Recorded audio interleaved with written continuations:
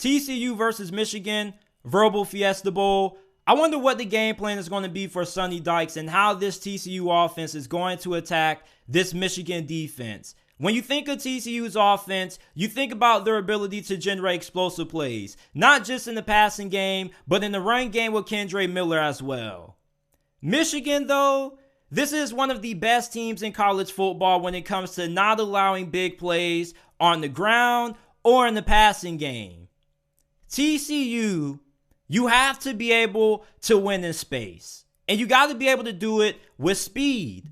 We talk about Quentin Johnston, how he probably is the second best receiver in college football behind Marvin Harrison Jr. This guy's a stud. When you watch Quentin Johnston play, he's like a DeAndre Hopkins clone. Great size. The dude pretty much catches everything. Downfield, after the catch, he's a monster. When this dude gets a full head of steam after the catch, he has a good amount of shiftiness and wiggle. He can make you miss. He doesn't just have to run through you with power. This guy is the complete package. But I think Darius Davis is going to be one of the underrated X factors in this game for TCU. He's one of the fastest wide receivers in college football. When you have this kind of speed, and you're going against a defense like Michigan that has this kind of athleticism up front, you got to be able to kill them on the perimeter, on the outside. You got to find ways to get Darius Davis the ball in space, and you also got to find a way to get Darius Davis some one-on-one matchups with these defensive backs of Michigan. Michigan's secondary is spectacular. Their cornerbacks are outstanding. DJ Turner is an all-Big Ten selection. Will Johnson made the All-American freshman team. Mike Sanders still, we already know he's one of the best slot cornerbacks in college football. He's a great open field tackler. He's also really good in coverage. You saw the big pass breakup that he had against Ohio State when they were trying to throw that touchdown to Stover. This TCU wide receiving core is no slouch. It's not Ohio State, but it's no slouch. I think this wide receiving core is probably on par with Maryland. So for Michigan, I think that your secondary has been good all year, but we have seen lapses when some good receivers have been able to do some damage. For example, Charlie Jones in the Big Ten championship game.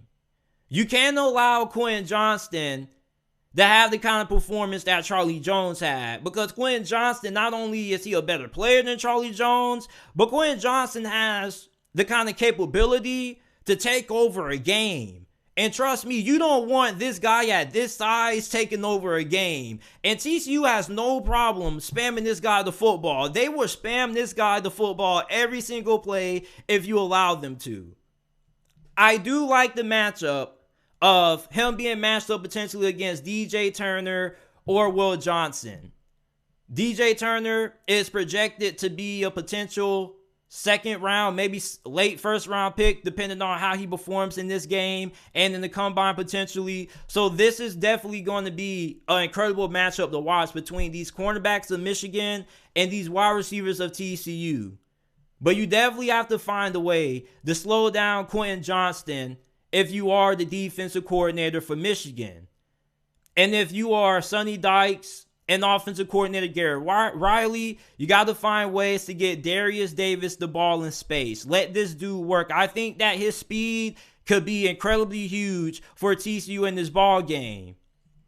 When it comes to the kind of production that TCU is going to have on the ground game, you're probably going to have to use Max Duggan's legs. Plus, you're going to have to get away. You're going to have to find a way to use your passing game to open up the run game. You see, with Michigan, their defensive line is so stout and so athletic. I just wonder how this offensive line could hold up just being completely one-dimensional, not being able to throw the football. You saw what happened to this offensive line when they played Texas. Texas got after them. You also saw what happened when they played Texas Tech and Kansas State the two times they did. Kansas State really got after TCU. And they were way more physical of a team than TCU in their last two matchups. And that Big 12 championship game, oh my goodness, you saw the shots that Max Duggan was taking from Kansas State? So for TCU in this ball game, You got to find a way to get your ground game involved. Believe it or not, just as much as we say that Michigan is a ground and pound football team, TCU kind of is as well. So when they're at their best is when they're able to wear you down in the ground game. And TCU has been able to wear opponents down late in games. As a matter of fact, that's actually where this run game is at its best, late in the fourth quarter with Kendre Miller. And it's ironic that we say that because we kind of look at Michigan's offense and they do the same exact thing. They like to wear you down gradually. The difference between TCU and Michigan in this instance, however, is that you most likely are going to have a really difficult time being able to wear down this Michigan defensive line because not only do they have a lot of talent and depth on that defensive line, but they're just outright stronger and more physical of a team than you up front. And I don't mean to say that in a condescending way, but even when you listen to these TCU coaches talk and these press conferences, they understand that the defensive linemen that Michigan have are unlike anything that TCU has faced all season. Nothing compares to it. You talk to some of these TCU players and you ask them, what is the closest team that they played this year that resembles Michigan? It's Kansas State. And I find that really ironic that the team that resembles Michigan in TCU's eyes, or the team that plays the closest style similar to Michigan as Kansas State, was also the team that was the more physical team than them in the last two times they played. For TCU, the run game is going to have to get set up by Max Duggan. You're going to have to use read options on replays. Max Duggan's legs is going to be huge in this game. But for TCU, you can't go into this game one-dimensional. Your offensive line is not going to be able to hold up. The ground game is going to have to find a way to get involved, and you're going to have to find a way to keep Michigan off balance. Now, defensively, okay, we know that TCU's defense is probably going to have a really hard time in this game slowing down Michigan's offense. And it's not just because of how much talent Michigan has up front. It's also because Michigan's offense is, to be honest with you, a headache. Earlier this season, we thought of Michigan as just this ground and pound football team, and they couldn't really generate a lot of big plays downfield in the passing game. That was a big knock on J.J. McCarthy earlier this season, was the fact that he wasn't able to hit on those deep passing plays. Well, now, late in the season, he's figured it out. You saw what they were doing to Ohio State. They were getting big play after big play after big play on Ohio State. Now, plus, you got to take into account that Ohio State, their defense been giving up big plays all year. They don't know how to tackle. They don't know how to play fundamentally sound, disciplined football. So for TCU, if you're their defensive coordinator, you're looking at the past mistakes of what teams who have faced up against this Michigan offense, where they've went wrong at. And you're trying to see how you can kind of be able to learn from those and be able to implement those into your defense. And I think the biggest key is the fact that TCU needs outstanding play from their safeties. I think when you play Michigan, one thing that I kind of have observed is that they put a lot of pressure on your back end. Your safeties are put in a lot of situations where they have to decide, oh man, like, okay, I'm in the box. Oh, John, do I have to go ahead, fill this gap? Or, oh man, do I have to go ahead, cover this tight end? Like, it's just so much to handle when you're a safety and you're matched up against this Michigan offense, because most times than not, these defensive coordinators, when they're matched up against this offense of Michigan, they're putting their safeties into the box, and their safeties end up having moments where they have to decide, okay, do I come down, play the run? Oh, they just got bit with play action. Here they go over the top. So for TCU, your safeties need to have outstanding performances in this game. Your safeties have to be able to do damn near everything. They got to be able to cover. They got to be able to tackle, help out with the run. And not only that, but you just can't sell out to stop the run. I know it's going to be popular for TCU fans to just say, let's stack the box. No, you don't want to stack the box against Michigan. You still got to have numbers against the pass when you play this team because of how they have developed the ability to beat you with play action over the last couple of weeks late in this season. TCU also has to be disciplined. Yes, Michigan may have you beat talent-wise, and, when it comes to athletes that they have up front, they're probably going to be able to out-athlete you. But at the same time, that doesn't mean that you got to have an awful defense performances. You can still get stops if you stay disciplined and you stay fundamentally gap sound. That's another thing that Michigan does a very good well at, is getting your defense and your players out of position. A lot of times when Michigan is popping off these big runs, they're getting you out of position. It happened against Ohio State, and this happened a good amount of times when teams have been matched up against this Michigan offense. And TCU just has to flat out be able to keep guys fresh. You got to be able to rotate guys in and out on that defensive line. You already know you're going to be at a size disadvantage. The least you can do is try to find a way to keep you guys as fresh as possible until the fourth quarter. And that's really what it comes down to if you're TCU. If you even want to have a chance, your defensive line has to stay fresh for the fourth quarter. You can't have a performance where you do a good job in the first half and then you just fall apart in the second half.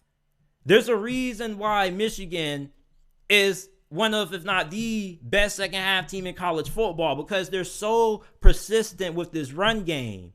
It doesn't matter what happens, how much they're down by, they still continue to punch at you with this run game.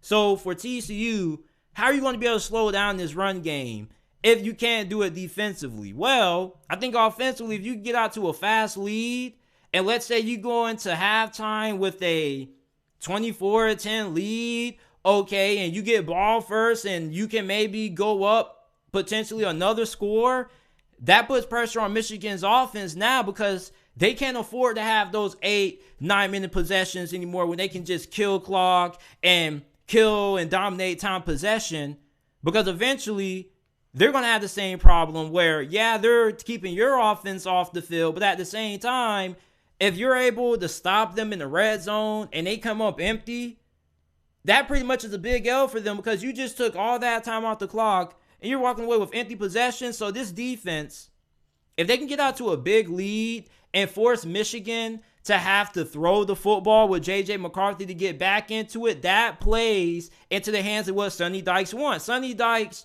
in every interview, he's always going to tell you this. He wants J.J. McCarthy to throw the football. When you're able to get J.J. McCarthy to throw the football and you can truly make Michigan one-dimensional, do you know what you accomplish? You just got Michigan playing something. You just got them playing out of their identity. Their identity is not air raid. Their identity is not throwing the football several times to beat you. Michigan wants to run the football 40, 50 times a game. They don't want to have to beat you airing it out. So if you put them in a situation where they have to beat you airing it out, you get them uncomfortable. And that's where Kansas State's defense can really start to try to alter things. Then they can start throwing in different looks, trying to throw in different pre-snap defenses to try to confuse J.J. McCarthy, to bait him into some turnovers or some interceptions. Now, I don't think you're ever going to be able to truly stop the run game of Michigan, simply for the fact that even if you do slow down Donovan Edwards, J.J. McCarthy is still probably going to get his. They're going to get some design quarterback runs, plus he is going to be able to scramble for some yards. So I don't think the run game is truly going to get shut down. But you do have to put Michigan in situations where you got to make them air it out. You got to be able to not only win on the early downs, but you got to be able to get them off the field in third down. Try to put them in obvious passing situations. But I think for TCU, if they can get out to a big lead early, that'd be huge. But if not, you got to be sound situationally. We always say this every single time. When you're matched up against an offense that's just outright better than you and has more talent and can out-athlete you, you got to be able to get them into situations that play towards the strength of your defense. For this TCU team, if you can get Michigan into the red zone and you can hold them to 3 points, or you can get them coming up empty on fourth down tries, that's huge. TCU, I don't think they need a I don't think they need a defensive performance of the ages to win this game, because to be honest with you, it's going to be hard asking them to do that. You just got to find ways for TCU to get Michigan into situations that plays towards the hand of the strength of their defense. Offensively, for TCU, you know that you have to be efficient every single time you touch the football. Max Duggan, he's a dude. All right, this is one of the best quarterbacks in college football. He doesn't turn the football over. He makes good decisions with the ball, and he has that it factor.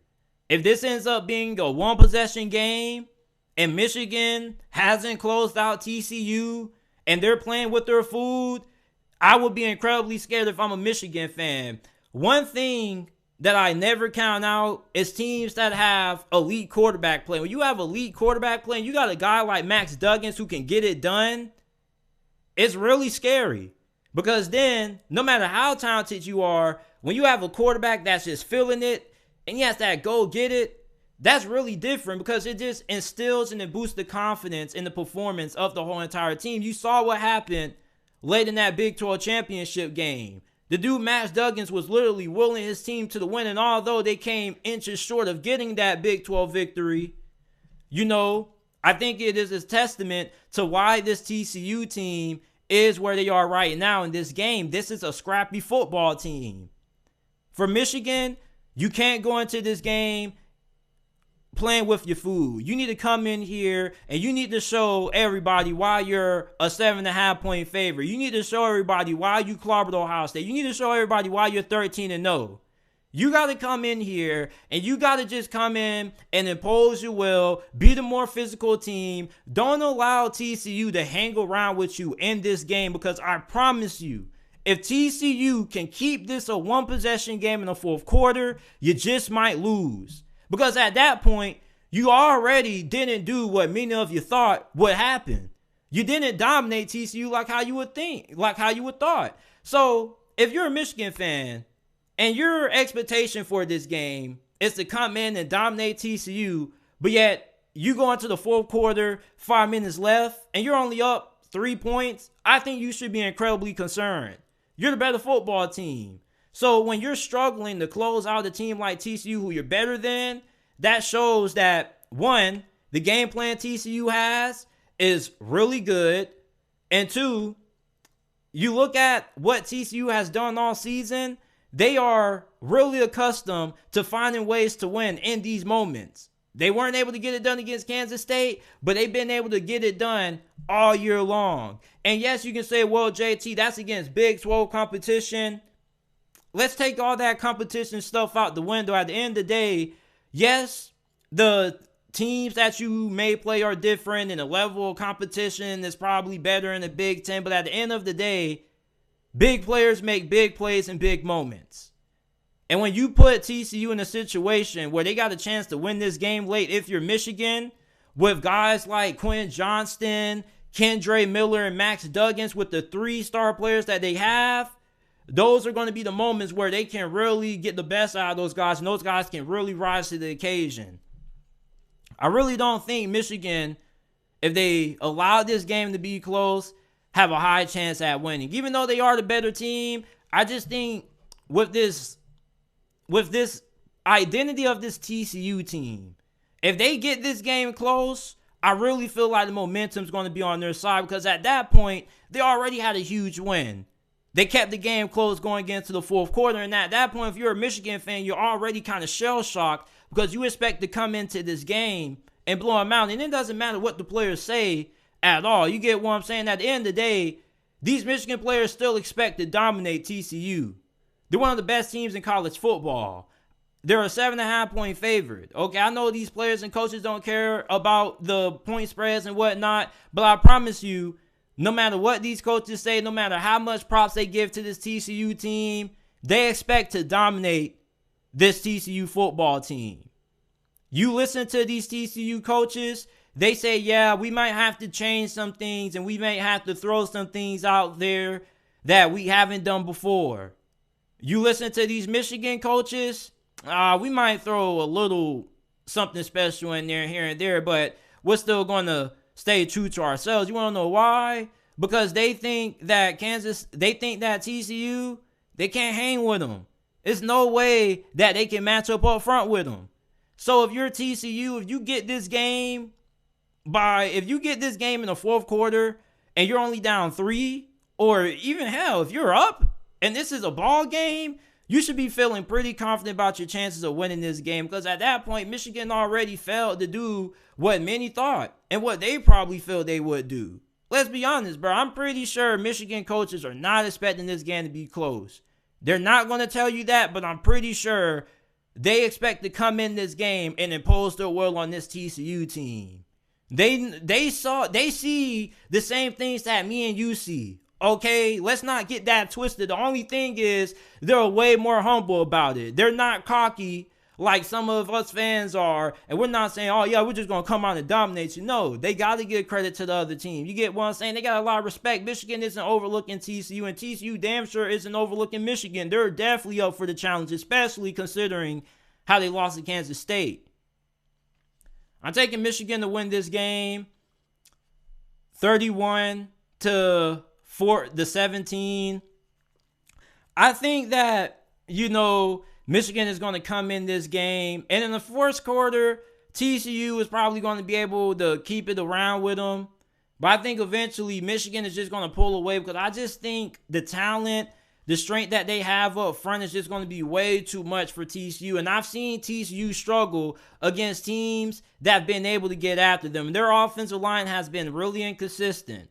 Texas Tech, Kansas State twice. They've been able to get after Max Duggan.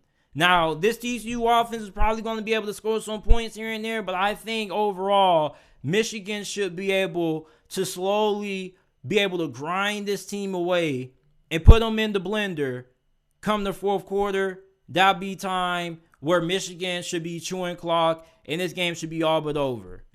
But like I mentioned a couple of minutes ago, if TCU can find a way to keep this game close into the fourth quarter, I promise to God, they might just damn near win this thing.